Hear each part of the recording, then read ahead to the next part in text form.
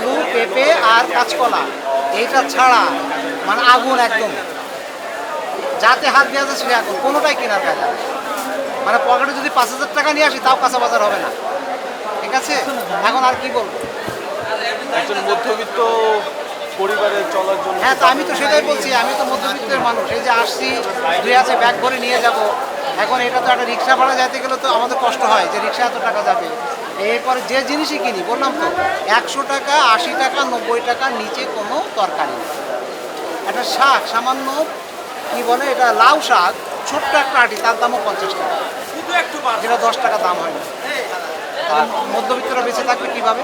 মাছের বাজারে কি যাওয়া না, মাছের বাজারে গিয়ে এখন আজকে যায়নি, কিন্তু মাছের বাজারে অনেক অনেক দাম মাছ। ইলিশ মাছ তো হাত দেওয়ার কাজ না। ইলিশ মাছে 2,000 টাকার উপরে কেজি। আর মুরগির বাজারে মাংস মাংসর বাজারে মুরগি, মুরগি মোটামুটি আছে, মুরগি তো অত বেশি দাম না, এটা রিজনেবল হয় যে মুরগিটা যা আছে খাওয়া যায়।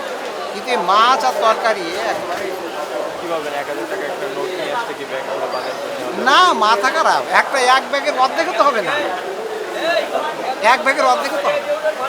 ঠিক আছে, ওকে।